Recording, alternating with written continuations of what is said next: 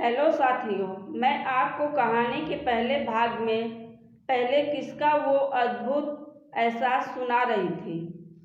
मैंने तीशा को video delete करने के लिए उसकी तरफ देखा ही था कि तीशा ने कहा, श्रीनिवास डरो मत, मैं वीडियो डिलीट कर दूंगी पर एक शर्त पर। तुम्हें श्रुति को हाँ करनी होगी। मैंने कुछ देर सोचकर कहा, इतना कुछ होने के बाद मैं श्रुति को मना कर भी नहीं सकता। शायद मेरे कहने की ही देर थी कि श्रुति मेरी तरफ आ गई और मुझे कस के अपने सीने से लगा लिया। अब हम तीनों नीचे आ गए और रूम में जाकर बैठ गए। श्रुति मुझसे चिपक कर मेरा हाथ अपने हाथों में लेकर बैठ गई। हम बात करने लगे। समय काफ़ी हो गया था, रात के 3 बजने के करीब थे। श्रुति को नींद आने लगी थी। उसने कहा तो मैंने भी कहा, नींद तो मुझे भी आ रही है। तीशा ने मुझे छेड़ते हुए कहा, मुझे लगता है कि सोफे पर सोना पड़ेगा क्योंकि यहाँ तो तुम बेड हिला हिला कर मुझे परेशान कर दोगे और श्रुति की तो आवाज़ें भी बहुत निकलने वाली हैं। मैंने कहा, हम ऐसा कुछ नहीं करने वाले, तू टेंशन न ले। तुम दोनों बेड पर सो जाओ, मैं सोफे पर सोने जा रहा हूँ। श्रुति की आंखों में देखकर लगा कि वो चाहती तो थी साथ में सोना, पर मेरे मना करने के कारण आगे कुछ नहीं कह पाई। रात काफ़ी हो गई थी। हम सोने लगे और जल्द ही नींद भी आ गई। सुबह मुझे श्रुति ने जगाया और सोफे पर बैठकर खुद मेरा सर अपनी गोद में रख दिया। सुबह का थोड़ा उजाला था तो मैंने श्रुति को दिल की बात कहने की सोची।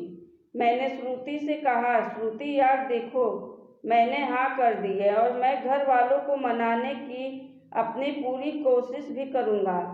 बस तुम्हें थोड़ा इंतज़ार करना पड़ेगा ताकि मैं अपनी लाइफ में कुछ हासिल कर सकूँ और तुम्हें अपनी बनाकर घर ले जा सकूँ। श्रुति मेरे बालों में हाथ फेर रही थी और वो मुस्कुराने लगी थी। मुझे पता है श्रीनिवास, तुम साथ कभी नहीं छोड़ोगे, तभी मुझे तुमसे प्यार हो गया है। ऊपर से तुम हो भी क्यूट। मैंने छेड़ते हुए कहा, अच्छा मैं क्यूट हूँ? हाँ बहुत क्यूट हो। मेरा मन कर रहा है कि तुम्हें खा जाऊँ।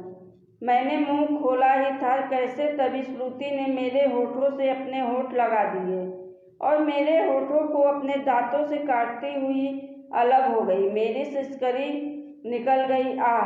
ऐसे मैंने मुस्कुराते हुए कहा, बस इतना ही। मेरी बात पूरी होने से पहले श्रुति ने मेरे कॉलर को पकड़कर मुझे अपने होठों की गिरफ्त में ले लिया और हम एक दूसरे में लीन हो गए।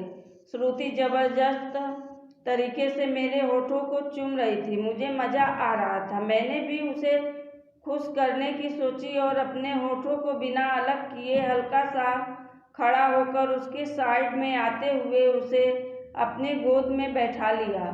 अब मैं अपने दोनों हाथ उसकी गर्दन पर रखकर अपनी जीभ उसके होठों पर फेरते हुए मैं उसे किस कर रहा था और हम एक दूसरे में खो चुके थे।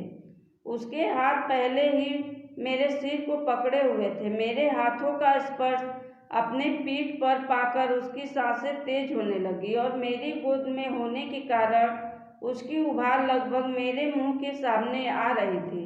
मैं अभी भी उसे पकड़ा हुआ था और मेरे हाथ उसकी पीठ से होते हुए उसकी कमर पर आ गए थे कि तभी मैंने झट से आंखें खोली और उससे अलग होते हुए उसकी आंखों में देखना चाहा।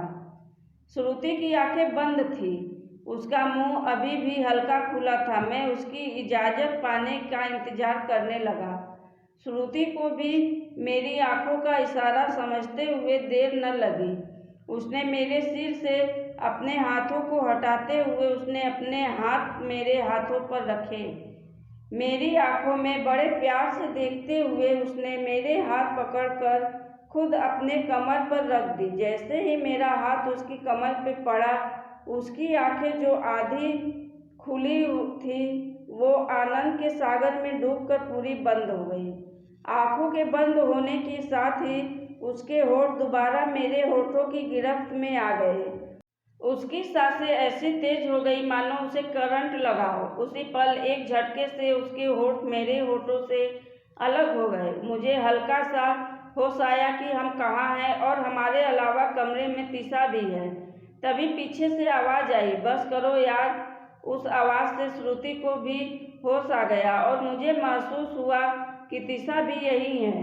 पर हमने जैसे ही तिशा की तरफ देखा उसकी हालत अस्त व्यस्त थी।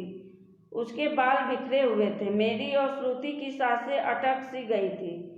आंखें फटी सी रह गई। तिशा को इस हालत में देखकर हम दोनों ने एक दूसरे की तरफ देखा और आंखें मिलते ही समझ गए कि तिशा ने हमें किस करते हुए देखा और अपना काबू खोकर अस्त व्यस्त हो गई है। हम दोनों हालात को समझते हुए वापस तिशा की तरफ देखने लगे थे कि तिशा को भी पता लग गया कि हम उसकी तरफ देख रहे थे। वो झट से बाथरूम की तरफ भागी। श्रुति भी पीछे पीछे भागी, पर तिशा अंदर घुस चुकी थी। अंदर से उसके रोने की आवाज़ आ रही थी और श्रुति के बार बार कहने पर भी दरवाज़ा खोलने को तैयार नहीं थी। 5 मिनट तक श्रुति उसे मनाने की कोशिश करती रही। तिशा थोड़ी चुप होते हुए बोली, श्रीनिवास को बाहर भेज पहले। मैंने ये सुनते ही समझदारी दिखाई और सब श्रुति के ऊपर छोड़ते हुए कमरे से बाहर निकल गया। मैं छत पर चला गया और ऊपर जाकर बैठ गया। सुबह हो चुकी थी तो मैंने होटल के बाहर जाकर घूमने की सोची और मैं बाहर निकल आया। मैं एक दुकान में घुसा ही था कि श्रुति का फ़ोन आया। मैंने उठाते ही उससे पूछा, सब ठीक है ना? हाँ सब ठीक है, तुम टेंशन ना लो, तिशा अब नॉर्मल है, तुम रूम में आ सकते हो। मैं बाहर कोल्ड ड्रिंक लेने आया था, अभी आता हूँ। अच्छा बाहर हो? सुनो, आते समय पैड्स ले आना, मेरे शुरू होने वाले हैं। ओके ले आऊँगा। फिर वो थोड़ा फुसफुसाकर बोली, अगर मन हो तो वो भी ले आना। मैंने कहा, यार तुम्हारी आने वाली है, रहने देते हैं। वो बोली, अभी 4 दिन है उसमें। मैं चुप हो गया। उसने अब थोड़ा हक जताते हुए कहा, मैं कह रही हूँ ना, चुपचाप ले आना, ओके। मैंने दुकान से उसके लिए प्रो इस का पैकेट लिया और कॉन्डोम का एक छोटा पैकेट मांगा। उसके पास छोटा पैकेट नहीं था तो मैंने कहा, अच्छा कौन सा वाला है भाई? 20 का पैक है। मन मन में मुस्कुराते हुए मैंने उससे वो पैकेट ले लिया और पैसे देकर होटल के लिए निकल लिया। मैं होटल के रूम में पहुंचा तो मैं पहले पॉलीबैग साइड में रखा और जाकर सोफे पर बैठ गया। श्रुति खड़ी हुई और बोली, लाओ मैं कोल्ड ड्रिंक सर्व कर देती हूँ, तुम तिशा के पास बैठो, उसे तुमसे कुछ बात करनी है। क्या बात करनी है? मैंने सवालिया नज़रों से उससे पूछा तो वो बोली, जाकर खुद पूछ लो। मैं खड़ा हुआ और तिशा के पास जाकर अभी बैठा ही था कि उसने सॉरी कह दिया। मैंने कहा, यार देखो नॉर्मल है, ये सब हो जाता, पर असल में गलती हमारी है, हमें ये सब नहीं करना चाहिए था। कल भी तुमने हमें इसी हालत में पकड़ा और आज तो यार होता है, सब जाने तो उस बात को। थैंक्स यार, मुझे यूँ लग रहा था कि कहीं तुम मेरे बारे में गलत ना सोचो, इसलिए डर रही थी। पर श्रुति ने मुझसे कहा कि तुम बहुत समझदार हो, तुम मेरी हालत समझ रहे थे और तभी तुम्हें बाहर भेजने वाली बात सुनकर श्रुति ने कहे बिना बाहर चले गए। थैंक्स श्रीनिवास, तुम्हारी जगह कोई और होता तो पता नहीं मेरे बारे में क्या समझता। अरे कोई बात नहीं, जो हो गया सो हो गया, जाने दो उस बात को। Thank you so much.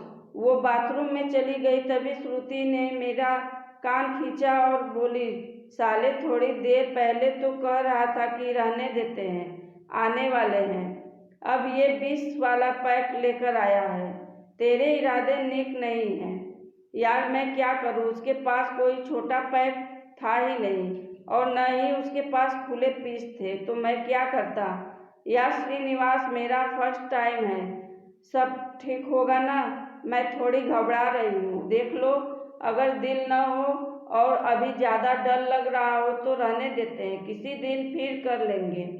नहीं करना तो आज ही है। बाद में मुझे पता नहीं मौका मिलेगा भी या नहीं, और तुम्हारे लिए मैं कुछ भी कर सकती हूँ। मैं जानती हूँ कि तुम मुझे ज़्यादा दर्द नहीं होने दोगे। कोशिश करूँगा। तभी उसने एक किस की होठों पर और बोली, चलो पहले कुछ खाते हैं, बाद में कुछ करेंगे। हम तीनों ने खाना खाया और रात सोए नहीं थे तो नींद भी भयंकर आ रही थी। तीनों ही सो गए। शाम 6 बजे उठे तो मैंने पाया कि श्रुति मेरे ऊपर सो रही थी। मैंने उसे थोड़ा सहारा देकर सोफे पर लेटाया और देखा तो तीसा रूम में नहीं थी। मैंने बाथरूम चेक किया, वो वहाँ भी नहीं थी। तो मैंने उसे फ़ोन किया तो उसने बताया कि वो बाहर खाना लेने गई है। मुझे मौका अच्छा मिल गया था। मैंने श्रुति को स्पर्श किया तो उसकी आंखें थोड़ी खुल गई। मैं उससे थोड़ा दूर हुआ तो उसने मेरे कॉलर पकड़कर मुझे करीब खींच लिया और होठों पर होठ लगा दिए। मैंने उसे बैठाया और हाथ उसकी कमर में डालकर उसे उठा लिया। श्रुति मुझे एकदम ऐसी हल्की सी लगी जैसे मैं किसी बच्चे को उठा रहा हूँ। श्रुति की आंखों में मुझे खाने की भूख साफ झलक रही थी। हम किस करते हुए हम एक दूसरे में खो गए थे। कब 15 मिनट निकल गए पता ही नहीं चला। हम दोनों की सांसें तेज हो चुकी थी और हम भूल चुके थे कि हम कहाँ हैं। श्रुति की सांसें तेज तो थी ही, वो अपना होश भी खोने लगी थी। उसकी पेट को चूमते ही वो जैसे पागल हो गई और अपने दोनों हाथों का जोर लगाकर मेरे सिर को नीचे ढकेलने लगी। तभी कमरे की घंटी बज गई। ये शायद तीसा ही आई थी। दोस्तों, कहानी को बीच में रोकने के लिए माफ़ी चाहती हूँ, पर रोमांटिक कहानी अभी बाकी है। अगले भाग में आगे की कहानी मिलेगी। धन्यवाद।